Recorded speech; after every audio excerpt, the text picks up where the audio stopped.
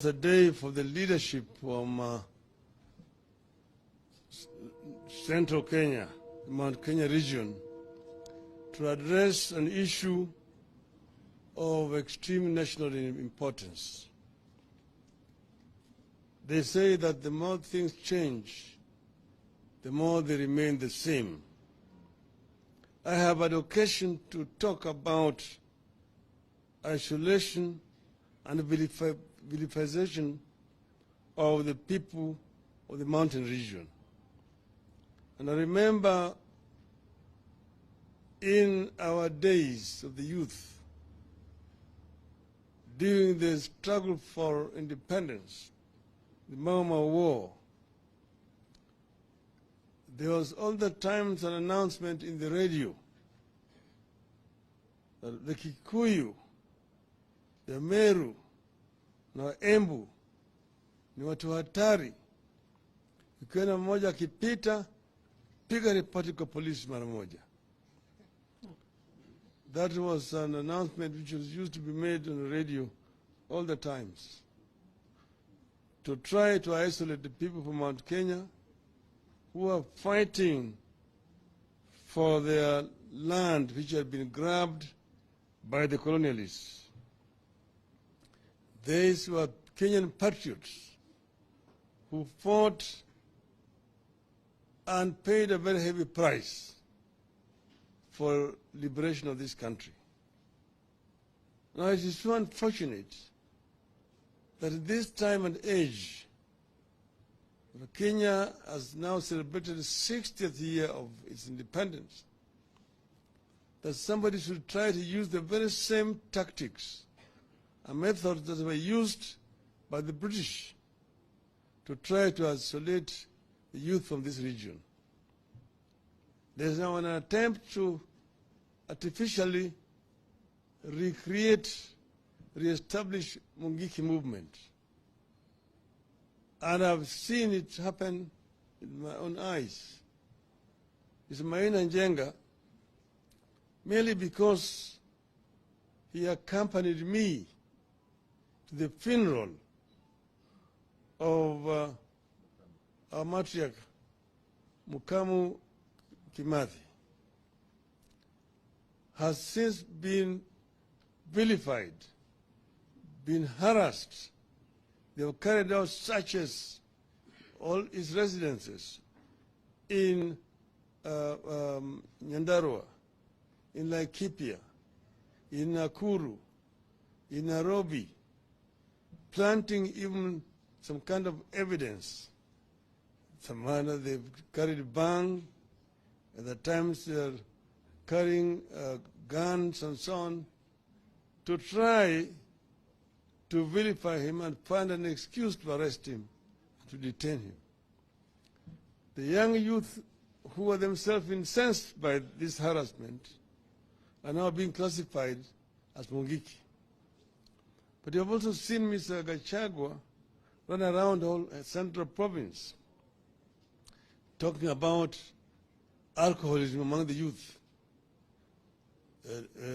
drugs and delinquency, and urging the chiefs and the police and the administration generally to deal firmly with this youth.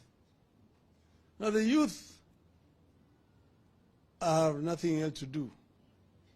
The youth are idle. And that's the reason why they resort to alcoholism. The answer to this is to provide a job for this youth. If the youth get something to do meaningfully, they will not be drinking. But they're getting into alcoholism because of lack of anything meaningful to do. You will remember we had brought a program when we were in government to try to put money into the pocket of this youth. Even the last regime had a program called Kazi Mtaani. Kazi Mtaani actually meaningfully engaged this youth. These people had said that they were going to get this youth engaged in tree planting and so on. They have not done anything. We used to have them cleaning the streets, garbage collection, and helping the community generally. And the youth were happy. They were not drinking. So, Mr. Gachagua, a free advice to you, don't vilify these youth. Give them something meaningful to do. Second, Mr. Gachagua, you have been bragging all along that you are the sons of Mau Mau. You and your other counterpart called Kimani Ichung'wah.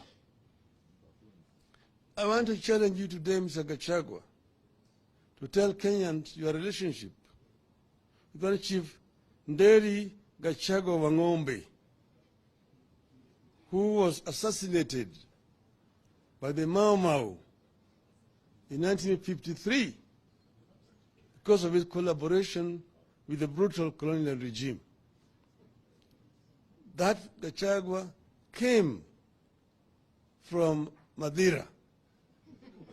So we want you to come clean and tell the Kenyans what is your relationship with that Nderi Gachagua Wang'ombe, the collaborator, so that people can then understand. And tell us also, if your father was a Mau Mau, what was his service number in the Mau Mau movement? The same thing with Kimani Ichung'wah. We have said, and I just want to underscore what these leaders from Central Province have said. They have said that they will not tolerate this, and we want to speak on behalf of other Kenyans, that we are fully in solidarity with what they have said. We'll stand strongly in solidarity with our people, friends, brothers and sisters from the Central Province. Central Province is very much part and parcel of Kenya, and we will make all the contribution needed to protect these people against harassment by this illegitimate regime. Thank you.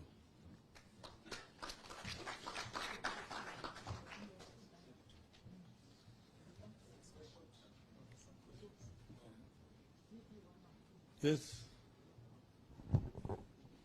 Jina langu ni Joel Chacha kutoka runinga ya K24 TV, na hapo kesho vuguvugu la 66 litakuwa linaandamana dhidi ya mswada wa fedha wa mwaka 2023, Finance Bill 2023, na kumekuwa na matumaini haswa licha ya Azimio kuzungumzia tu swala hili, vile vile labda mjitokeze katika streets za hapa Nairobi kuandamana haswa kuzuia Finance Bill kupita. Je, msimamo wenu kama Azimio, ikizingatiwa vile vile ulikuwa umesema hivi leo utatangaza mwelekeo wa wale ambao wana bila shaka fuatilia sera zako, labda uweze kueleza haswa mtafanya nini kushinikiza serikali ya Kenya Kwanza ambayo mmesema haisikii maoni yoyote ila maandamano peke yake?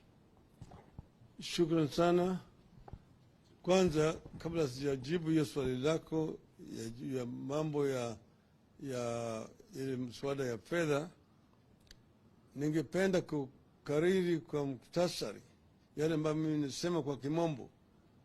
Ati sisi kama Azimio la Kenya tunapinga vikali sana ile njama ya kujaribu kunyanyasa vijana wa mkoa wa Kati katika taifa letu.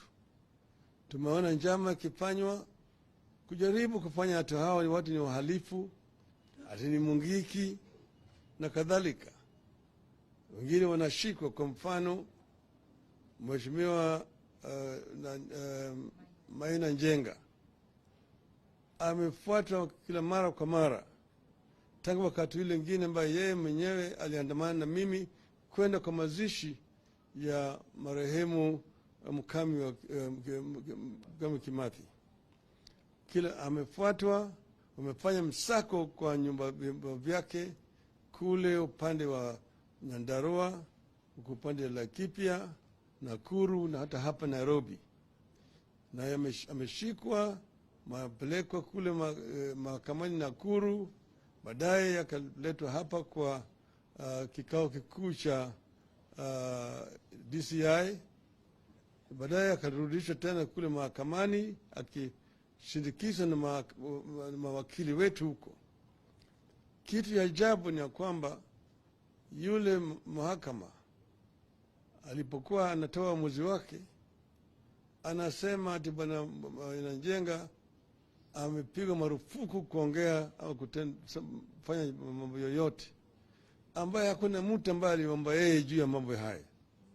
Kwa hivyo yeye anaonyesha kwamba kuna njama, na kwa upande mwingine hata mahakama inasurutishwa na hii serikali kufanya uamuzi kinyume na sheria.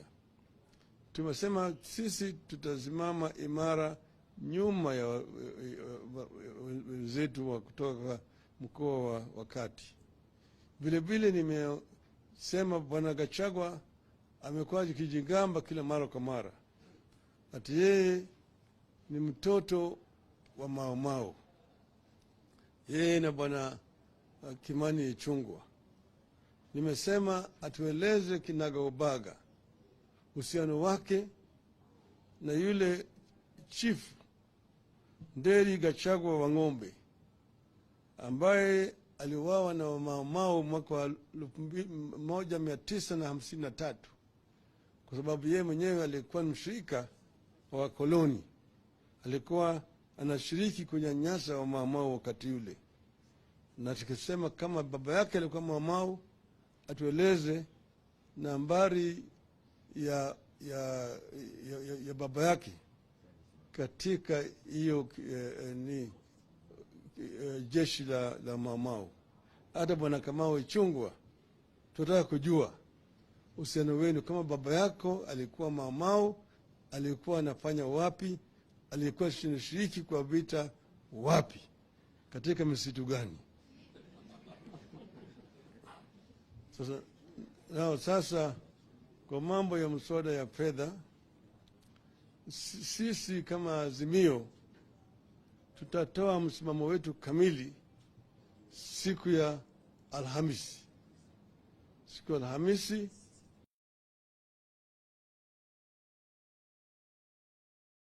tutatoa taarifa yetu kamili, tutaeleza Wakenya kinagaubaga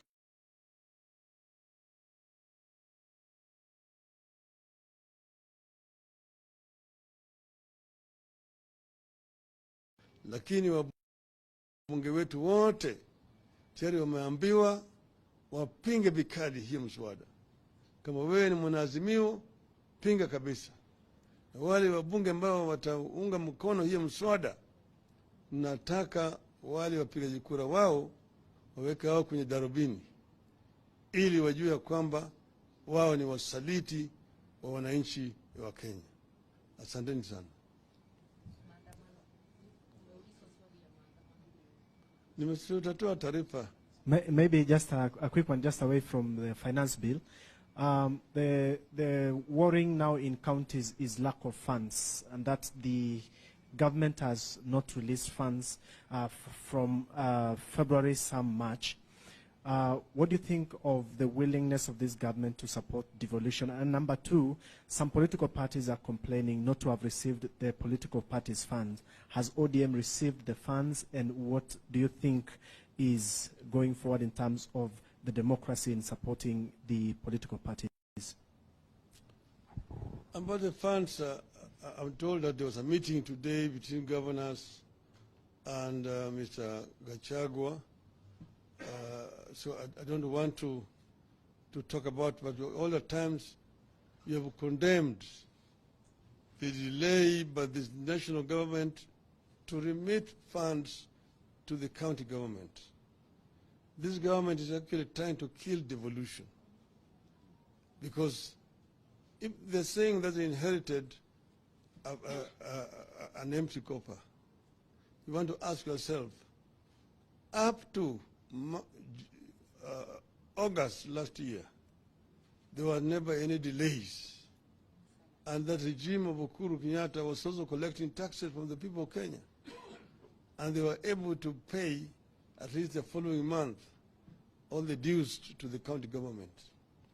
What has happened since that time that we now have these serious problems? I think myself is that there is a deliberate effort to try to take over some of the functions which are being done by the county government. But also, everybody knows that corruption has shot up very exponentially since this regime came into power. So we have said ourselves that this regime is not up to what the Kenyans expect. And we are going to tell Kenyans what to do. I've been asked wherever I go, tangaza maandamano, tamaza maandamano. We are putting them on notice to tangaza. Thank you.